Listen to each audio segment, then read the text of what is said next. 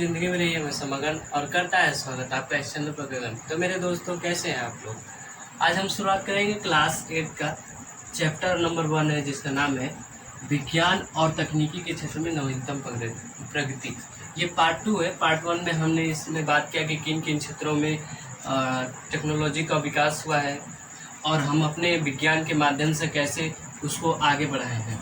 तो आज हम बात करेंगे कि संचार के क्षेत्र में और शिक्षा के क्षेत्र में क्या क्या बदलाव हुए हैं। ठीक है, तो हम आज देख रहे हैं कि हमारे आसपास बहुत सारे बदलाव हो रहे हैं, नए नए टेक्नोलॉजी आ रही हैं। जैसे कि आजकल के ज़माने में मोबाइल आ गई है, ऐसे आ गया। पहले क्या होता था कि टेलीफोन होता था या तार के माध्यम से बात करते थे, लेकिन आज क्या हो रहा है कि स्मार्टफोन है। आज हम घर बैठे वीडियो कॉल से किसी से भी बात कर सकते हैं। ठीक है, तो आज हम बात करेंगे कि संचार के क्षेत्र में और शिक्षा के क्षेत्र में क्या बदलाव हुए हैं। तो पहले इन दो टॉपिक के बारे में बात कर लेते हैं, फिर आगे हम बात करेंगे। ठीक है, तो इसमें क्या था कि हमने बताया था, पहले ही बताया था कि कंप्यूटर, टेलीफोन, टेलीविज़न, इलेक्ट्रॉनिक डाक सेवा जिसको ईमेल बोलते हैं। जैसे हम जीमेल बनाते हैं तो उस पर क्या करते हैं कि ईमेल करके किसी को भी भेज सकते हैं। पहले क्या होता था कि पोस्ट में भेजते थे, कोई चिट्ठी लिखते थे, उसको पोस्ट में भेजते थे तो टाइम लगता था। लेकिन अब क्या है, टाइम कम लगता है। अब हम ईमेल के माध्यम से कभी भी कोई भी अपना मैसेज भेज सकते हैं या किसी से भी संपर्क कर सकते हैं। ठीक है, फिर दूसरा है कि भारतीय डाक विभाग ने 2001 में एक नवीन डाक सेवा प्रारंभ की जिसे ई पोस्ट का नाम दिया। क्या इसमें बात कर रहा है कि जैसे कि भारतीय डाक विभाग जो था 2001 में एक नया नवीन डाक सेवा प्रारंभ की, जो पोस्ट सर्विस है उसको क्या कहा गया, ई पोस्ट।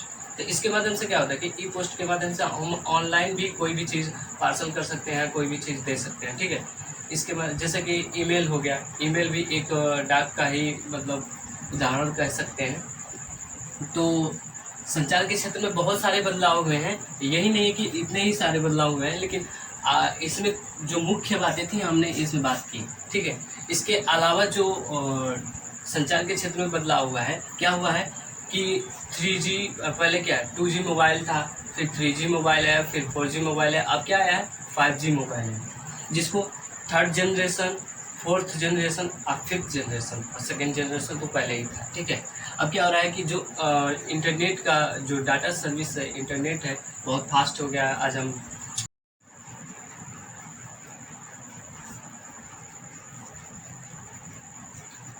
अब हम बात करेंगे कि पहले हम बात कर लिए कि शिक्षा के क्षेत्र में क्या बदलाव हुआ है।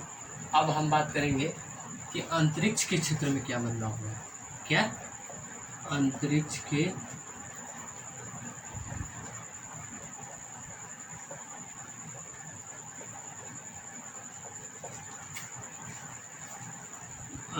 क्षेत्र में क्या बदलाव हुआ है।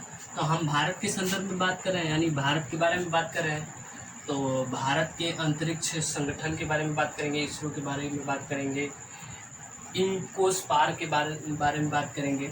ठीक है, तो सबसे पहले बेसिक चीज़ से शुरुआत करते हैं कि भारतीय अंतरिक्ष कार्यक्रम के जनक कौन है, यानी कि इसरो के जनक किसको माना जाता है।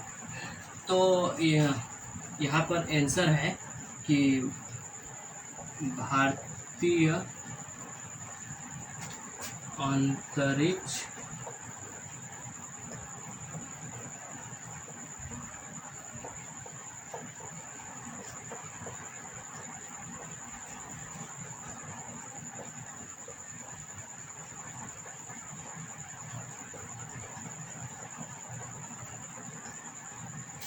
भारतीय अंतरिक्ष अनुसंधान संगठन के जनक डॉक्टर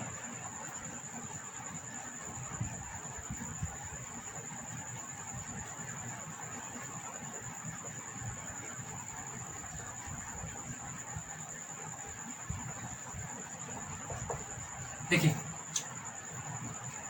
भारतीय अंतरिक्ष अनुसंधान संगठन के जनक, इसरो के जनक कौन है, डॉक्टर विक्रम साराभाई। और इसरो की स्थापना कब हुई थी, कोई भी क्वेश्चन पूछ सकता है कि अब जब इसरो से मतलब कहेंगे इसरो क्या है, तो आप लोग कहोगे कि भारत का अंतरिक्ष संगठन है।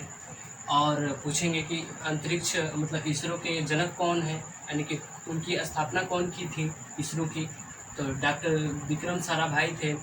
और फिर पूछेंगे कि इसकी स्थापना कब हुई थी, तो इसकी स्थापना हुई थी अगस्त 1969 में हुई थी। कितने में हुई थी? अगस्त 1969 में इसरो की स्थापना हुई थी। ठीक है। इसके अलावा हम बात करें तो एक और है, इंकोस्पार है। इंकोस्पार ये जो है क्या है, ये जो है भारतीय राष्ट्रीय उपग्रह संगठन है, भारतीय राष्ट्रीय उपग्रह प्रक्षेपण संगठन है। तो इंकोस्पार की स्थापना हुई थी आपका फरवरी 1962 में हुई थी। कितने में हुई थी? फरवरी 1962 में इंकोस्पार की स्थापना हुई थी। ये दोनों जो संगठन है ये हमारे अंतरिक्ष में जितने भी चीज़ें होती हैं उसके ऊपर निगरानी रखती है, चाहे या कोई सैटेलाइट लॉन्च करना हो या फिर कोई भी चीज़ें जो अंतरिक्ष में हो रही है उसके बारे में पता करने की कोशिश करते हैं। तो यहाँ पर हमारे बहुत सारे वैज्ञानिक लगे रहते हैं और रात दिन एक करके कुछ न कुछ इस पर विचार विमर्श करते रहते हैं और हमारे भारत के बारे में अच्छा सोचते हैं। तो अंतरिक्ष के बारे में बात की कि अंतरिक्ष के क्षेत्र में क्या क्या बदलाव हुआ है, तो हमने तो ये दो तीन बेसिक चीज़ें देखी। अब हम बात करेंगे कि अंतरिक्ष के क्षेत्र में बदलाव में तो कौन कौन से मतलब कौन कौन से टेक्नोलॉजी आई। तो एक है INS, एक है INS और एक है IRS, नहीं INSAT, इनसेट और IRS है। तो इसको हम बोलेंगे भारतीय राष्ट्रीय उपग्रह। ये है भारतीय राष्ट्रीय उपग्रह है और ये है भारतीय दूरसंवेदी उपग्रह। अब हम इसके बारे में जो जानेंगे तो मतलब थोड़ा इनके बारे में जान लेते हैं कि इनसेट और IRS क्या होता है। इनसेट जो होता है क्या करता है, दूरभाष यंत्र यानी कि मोबाइल और जो आपका टीवी है, और इसके अलावा जो मौसम के बारे में हम जानते हैं कि कब बारिश होगी क्या होगी, तो ये सारी चीज़ों का निरीक्षण जो निगरानी जो करता है इनसेट करता है, इसके बारे में पता लगाता है। और IRS जो होता है ये क्या करता है कि प्राकृतिक संसाधन जितने भी होते हैं हमारे भारत में उसके बारे में ये सर्वे करता है, यानी सर्वेक्षण करता है कि कहाँ प्राकृतिक संसाधन है, यानी कहाँ पे रिसोर्सेस हैं, कहाँ पर खनिज है। तो इसके बारे में ये IRS वर्क करता है। और इनसेट क्या करता है कि टीवी हो गया, चाहे मोबाइल हो गया, चाहे मौसम विभाग हो, चाहे प्राकृतिक आपदा चेतावनी हो, इन सब के बारे में ये जो क्या करता है काम ये करता है भारतीय राष्ट्रीय उपग्रह।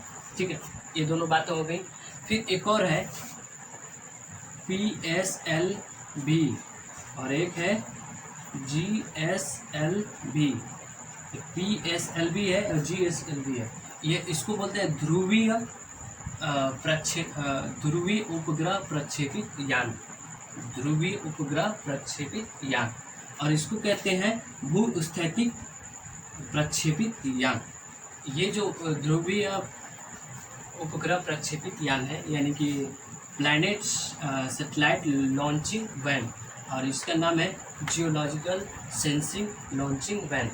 तो ये दोनों काम क्या करते हैं कि ये जो काम करता है आपका क्या हो गया कि जैसे हमारे मतलब जितने भी मैप में जो भी चीज़ें होते हैं ये देखता है, यानी कि जितने भी हाई इनसाइट की जितने भी चीज़ें होंगी इसमें लॉन्च की जाएंगी। किस में लॉन्च की जाएंगी? PSLV में की जाएंगी। और जो GSLV में IRS की जितनी सैटेलाइट्स होंगी इसमें लॉन्च की जाएंगी। बहुत अच्छे से समझ में आया कि नहीं आपको? तो हम यहाँ पर लिख दे रहे हैं ध्रुवीय उपग्रह प्रक्षेपण यान, ध्रुवीय उपग्रह प्रक्षेपण यान, और ये है भू स्थैतिक प्रक्षेपण यान।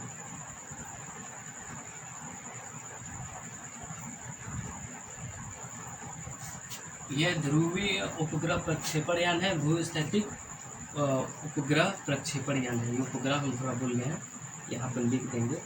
चलिए इसको यहाँ पर लिख दे रहे हैं, उपग्रह। ये पहला है ध्रुवीय उपग्रह प्रक्षेपण यान और दूसरा है भूस्थैतिक उपग्रह प्रक्षेपण यान। तो हमने क्या कहा कि PSLV में क्या है, इनसैट की जितनी भी सैटेलाइट्स होंगी इसमें लॉन्च की जाती हैं, और IRS की जितनी सैटेलाइट हो ये GSLV में लॉन्च की जाती है। हमने इसको और सरल भाषा में बताएं तो जो इनसैट यानी इनसैट में जो हमने क्या बताया था, टीवी, मोबाइल और मौसम विभाग का या फिर जो प्राकृतिक आपदा चेतावनी है इसके बारे में जितनी भी सैटेलाइट्स होंगी यानी जितने भी उपग्रह होंगे इसमें लॉन्च किए जाते हैं, ठीक है। और ये IRS के यानी कि जो प्राकृतिक संसाधन के बारे में सर्वेक्षण करते हैं यानी कि पता लगाते हैं, निगरानी रखते हैं, तो ये इसमें लॉन्च किए जाते हैं, ठीक है। दोनों समझ में आया खास। तो इसके लिए जो PSLV GSLV F1 के लिए जो था एडुसेट नाम का एक सैटेलाइट था, जो कि क्या किया था, शिक्षा के क्षेत्र में मतलब उसको लॉन्च किया गया था, खास करके शिक्षा के लिए किया गया था कि शिक्षा के बारे में, एजुकेशन के बारे में कुछ जानकारी मिले और स्टूडेंट उसके बारे में कुछ जानकारी ले सके। तो ये हुआ था आपका बताया एडुसेट जो लॉन्च किया गया था 2004 में। तो ये क्या था कि पूर्ण रूप से मतलब पूरी तरह से ये शिक्षा के लिए था। ये जो सैटेलाइट था एडुसेट, लिख दे रहा हूँ,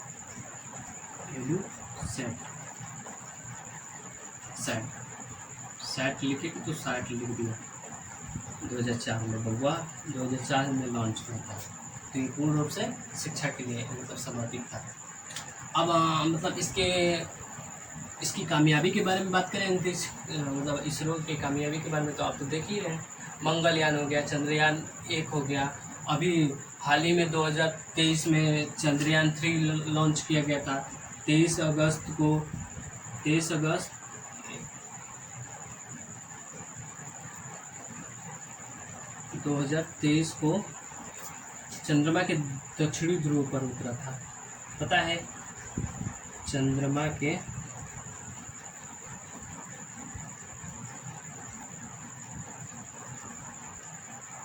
दक्षिणी ध्रुव पर उतरा था।